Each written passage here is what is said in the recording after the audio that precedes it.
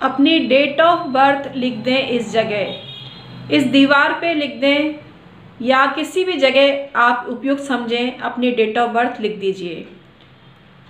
आपकी date of birth आप जिस जगह लिखेंगे, आपकी किस्मत विद इन ए मिनट चमकने लग जाएगी। ऐसा चमत्कारिक लाभ आपको होने लगेगा जितना आपने कभी सोचा भी नहीं होगा। तो hi everyone, my name is doctor Umashri. मेरे चैनल में हमेशा आपका स्वागत होता है, आज भी आपका स्वागत करती हूँ। कैसे हैं आप लोग? हाल चाल बताते रहा करिए कमेंट सेक्शन में आके, अच्छा लगेगा।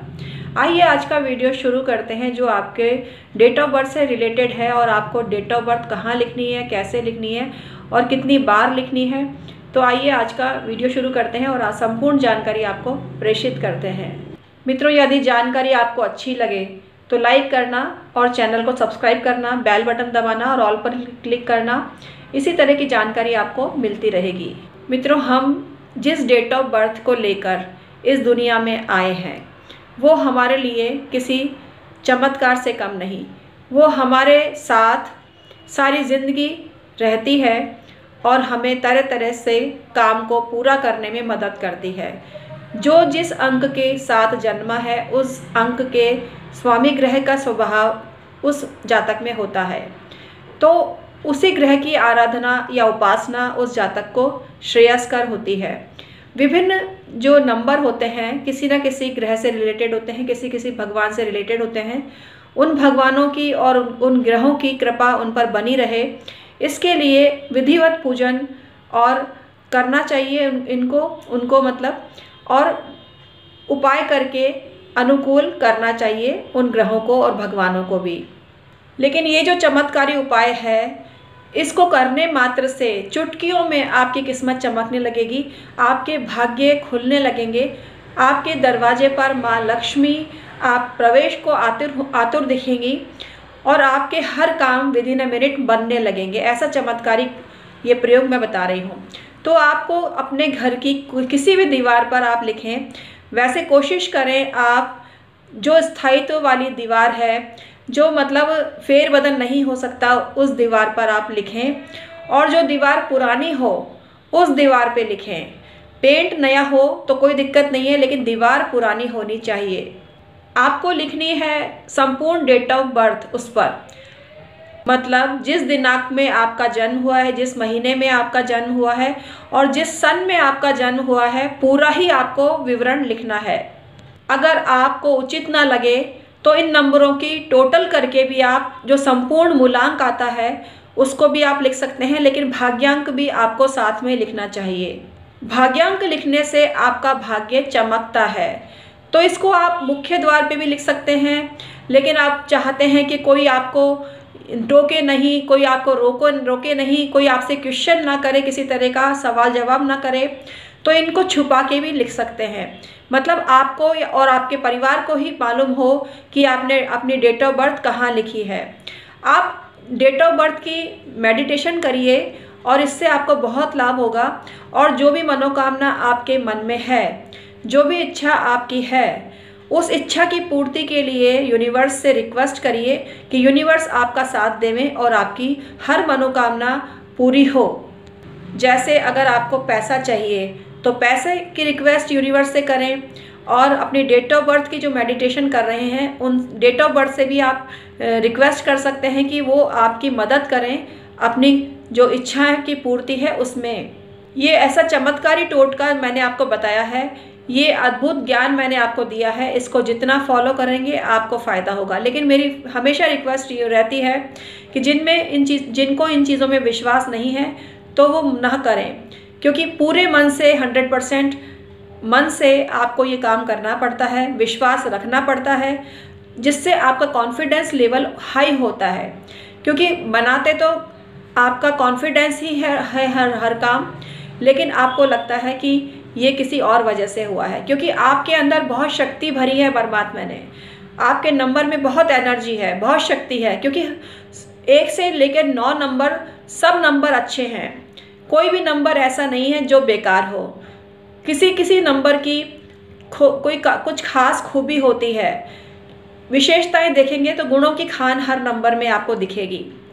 तो गुण देखना सीखिए और अपनी एनर्जी को चार्ज कीजिए मेडिटेशन से, त्राटक से। इससे आपको सिद्धि मिलेगी और आपको पावर मिलेगी और आप शक्ति का संचार अपने भीतर महसूस करेंगे। आप कोई भी काम कर सकते हैं, कोई भी इंसान कोई भी काम कर सकता है। कोई भी ऐसा काम नहीं है जो यूनिवर्स ने नामुमकिन बनाया है, लेकिन हमारी इच्छा नहीं होती है ये वो काम करने की जो हमारे लिए अच्छा होता है। तो भटकने की आदत होती है कुछ लोगों को। तो भटकाव को छोड़िए और यूनिवर्स से नाता जोड़िए, अपनी तकदीर के से नाता जोड़िए। आपकी तकदीर आपके काम आएगी, आपकी तकदीर आपका सोया भाग्य जगाएगी और आपकी तकदीर ही वो काम समर्थ करेगी जो आप करना चाहते हैं। कुल मिला के आपके अंदर जो शक्ति निहित है वो जागृत होगी और आप अपने ही परिश्रम से, अपने ही पराक्रम से अपने काम संवारेंगे, अपनी ज़िंदगी को संवारेंगे। बस छोटा सा आत्मविश्वास ज़रूरी है जो आपके हर काम को संभव करेगा।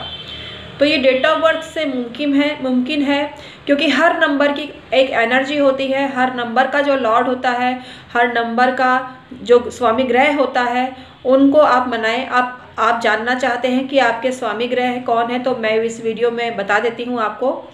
अंक जो 1 वाले होते हैं वो सूर्य से शासित होते हैं, अंक 2 वाले चंद्रमा से शासित होते हैं, अंक 3 वाले बृहस्पति से शासित होते हैं, अंक 4 वाले राहु और सूर्य से शासित होते हैं, अंक 5 वाले बुध से शासित होते हैं, अंक 6 वाले शुक्र देव से शासित होते हैं, अंक 7 वाले केतु देव से और चंद्रमा से शासित होते हैं, अंक 8 वाले शनि से शासित होते हैं और अंक 9 वाले मंगल देव से शासित होते हैं।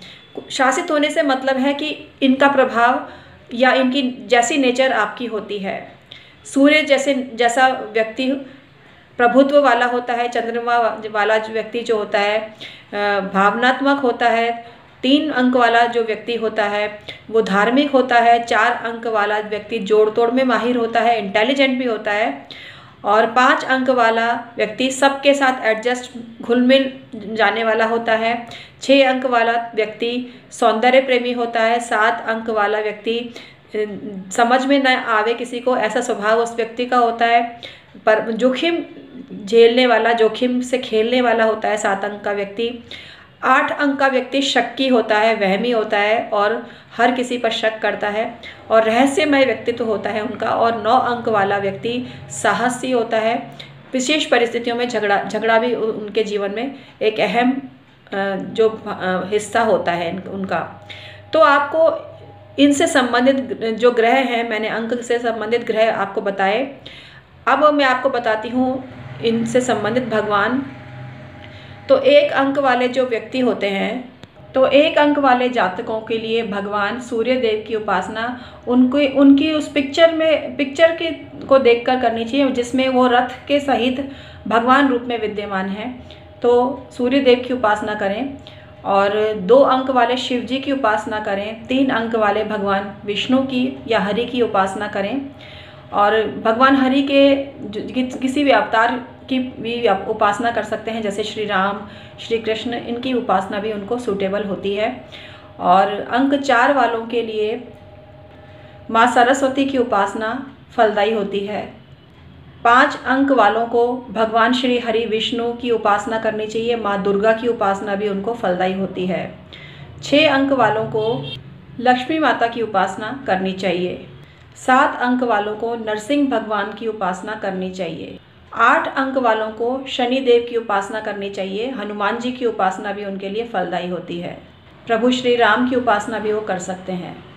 9 अंक वालों को मंगल देव की उपासना फलदायी है और वो लाल गणेश जी की पूजा कर सकते हैं और उनको हनुमान जी की उपासना भी फलदायी होती है। तो आज मैंने आपको बताया आपकी डेट ऑफ बर्थ के बारे में, डेट ऑफ बर्थ से जुड़ी हुई खास जानकारी और उपासना के बारे में जो आपके बहुत काम आ सकती है। और डेट ऑफ बर्थ आप लिख दीजिए, किसी भी जगह छुपा के भी रख सकते हैं और दर्शा के भी रख सकते हैं। ये आप पर निर्भर करता है कि आप किस तरह से अपनी डेट ऑफ बर्थ को लिखना चाहते हैं। अपनी डेट ऑफ बर्थ संपूर्ण रूप में भी आप लिख सकते हैं, टोटल करके भी लिख सकते हैं, जैसे मूलांक भी लिख सकते हैं जो आपका मेन डेट है। जैसे आपका नंबर 1 है या 1 से लेकर 9 तक कोई भी डेट ऑफ बर्थ है आपकी, मतलब ओनली मूलांक, मूलांक उसको बोलते हैं जो सिंपल डेट होती है ना, जिस तारीख को आप जन्मे हैं। जैसे आप 15 तारीख को जन्मे हैं तो 5 और 1 6 हो गया, तो आपका जो डेट ऑफ बर्थ है वो 6 अंक की आप हो जाते हैं। तो इस तरह से आप संपूर्ण अंकों को जोड़कर और अपना डेट ऑफ बर्थ निकाल सकते हैं। और भाग्यांक उसको बोलते हैं जो आपकी डेट ऑफ बर्थ और आपका जो मंथ है और सन है उसका टोटल जो आता है वो आपका भाग्यांक होता है। जैसे आपका जन्म किसी भी महीने में 15 तारीख को हुआ है, आपका अप्रैल में जन्म हुआ है तो 4 को जोड़ देंगे, और आपका जन्म मतलब 1970 में हुआ है तो 1970 उसको जोड़ देंगे। तो जोड़ने से जो संख्या आएगी, मतलब एक संख्या आनी चाहिए, जैसे एक संख्या से मतलब सिंगल डिजिट आना चाहिए, और वो ही आपका भाग्यांक होता है। तो मूलांक और भाग्यांक दोनों को जोड़कर मतलब अलग अलग लिखिए और अपनी जो डेस्टिनी है उसको बहुत अच्छा करिए, और आप देखेंगे आपका व्यक्तित्व एक अलग ही व्यक्तित्व के रूप में निखर के आएगा, और आपको सब कुछ मिलेगा जो आपने अपनी किस्मत से मांगा है। अपने पुरुषार्थ पे भी भरोसा करिए, कर्म पे भी भरोसा करिए, तो भी आपको सब कुछ मिलेगा। लेकिन किस्मत के धनी जो लोग होते हैं उनको किस्मत तो देती ही देती है।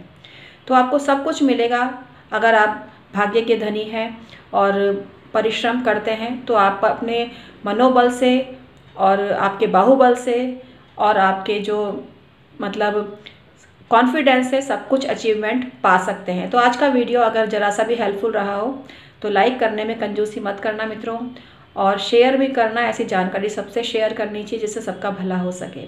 तो आज का वीडियो मैं समाप्त करती हूँ प्यारे मित्रों, बहुत बहुत धन्यवाद।